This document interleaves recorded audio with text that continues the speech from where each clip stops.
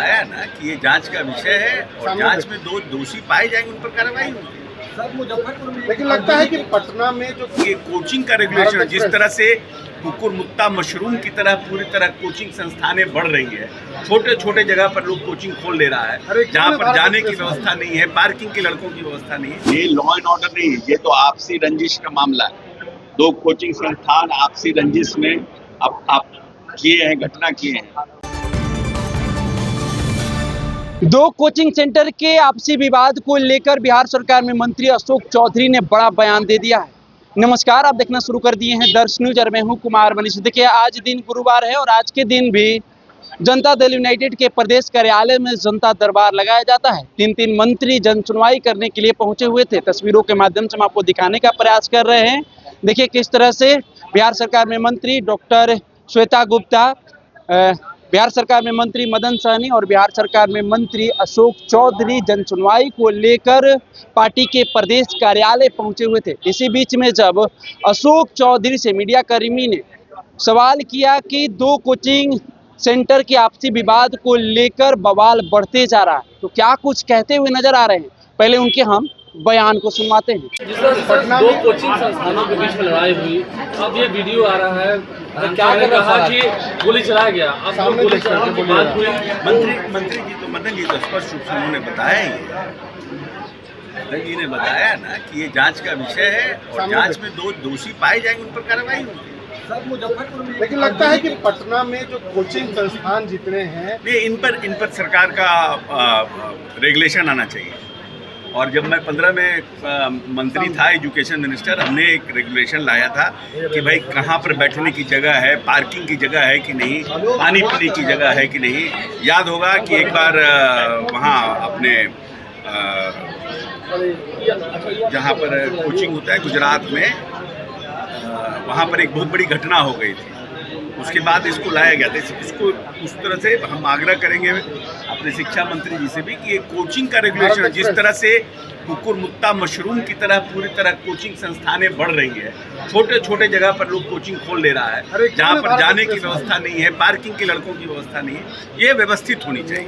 और कहीं ना कहीं बिना डीएम के परमिशन के, कलेक्टर की जानकारी के ये कोचिंग संस्थानों का खुलना नहीं चाहिए। तो आप मानते हैं कोचिंग संस्थान वाले ठीक है, क्योंकि टीचर है, अरे नीचे कर लीजिए लोगों ने भाई, ये सही है। देखिए, अपने अब किसी को सुरक्षा नहीं मिलता है तो अपनी सुरक्षा के लिए तो लोग रखते हैं, और वो लोग प्राइवेट सुरक्षा तो रखने का पूरे देश में बहुत लोग प्रावधान किए हुए लोग रखते हैं। लेकिन कोचिंग संस्थान का रेगुलेशन कहीं ना कहीं आना चाहिए, मेरा ये कहना है। अभी नहीं है, अभी ऐसा कुछ नहीं है। अभी रेगुलेशन उस तरह का रेगुलेशन नहीं है ना कि जहाँ पर कहाँ पर है उसको सख्ती से उस पर उसको लागू करना चाहिए। घटना हुई है अस्पताल में, सर कई लोगों की मौत हुई, सरकार इसको कैसे देखती है, क्या दिशा निर्देश? ये हम अभी आ रहे थे, तब हमने देखा है कि घटना घटी है मुजफ्फरपुर में। ये दुखद है, और जो अपना सेफ्टी का है, फायर सेफ्टी का प्रोविजन वहाँ था नहीं था, क्या व्यवस्था थी, उस सब की अभी हम समझते जानकारी लेगी, सरकार लेगी, स्वास्थ्य विभाग लेगा इसका जानकारी, और जो लोग इसके दोषी होंगे उस पर कार्रवाई की जाएगी। सर लेकिन सर जैसे दिल्ली में हुआ, बिहार में भी हुआ, वहाँ होटल में आग लग गई, आपको लगता है कि जो सेफ्टी नॉर्म्स है वो नहीं अपना रहे लोग, हॉस्पिटल खुल जा रहे हैं? नहीं, फायर सेफ्टी और जो पब्लिक सेफ्टी रेगुलेशन एक्ट है या लिफ्ट का है, इस पर और सख्ती की आवश्यकता है। ऐसा लगता है कि और सख्ती की आवश्यकता है, क्योंकि जब आप लेते हैं लाइसेंस लेते हैं तो ये सब आप नॉर्म्स को रखते हैं, बट इज़ दैट कि वो नॉर्म्स फर्दर फॉलो हो रहा है कि नहीं।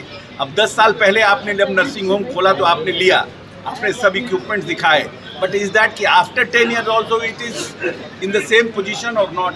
इस पर सरकार को और सख्ती करने की आवश्यकता है। देखिए, लॉ एंड ऑर्डर को लेकर भी सवाल उठ रहे हैं, गोलियां चल रही हैं। देखिए, ये लॉ एंड ऑर्डर नहीं है, ये तो आपसी रंजिश का मामला है। दो कोचिंग संस्थान आपसी रंजिश में आप किए हैं, घटना किए हैं। घटना का फुटेज आया है। मैं समझता हूँ कि जो लोग इसको देख रहे हैं, इस पर कार्रवाई होगी, जो भी दोषी होंगे उस पर कार्रवाई होगी।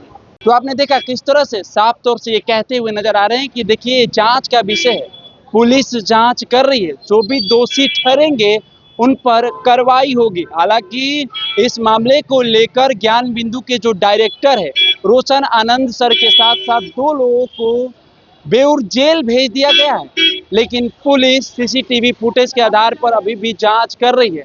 आज एक सोशल मीडिया पर वीडियो तेजी से वायरल हो रहा है। हालांकि इस वीडियो की पुष्टि दर्श न्यूज नहीं करती है और कहा जा रहा है कि खान सर के जो बॉडीगार्ड है उनके तरफ से ये फायरिंग किया जा रहा है। बीते रात जो विवाद हुआ था, पथराव जो देखने को मिली थी, उसमें खान सर खुद ये कहते हुए नजर आ रहे थे कि देखिए हमने भी 10 से 12 राउंड फायरिंग होते हुए देखा है। उसके बाद जब सीसीटीवी फुटेज की जांच की गई तो उसमें कोई फायरिंग का फुटेज देखने को नहीं मिला। तो खान सर ये कहते हुए नजर आए कि देखिए नहीं, फायरिंग नहीं हुई है, पथराव हुई है।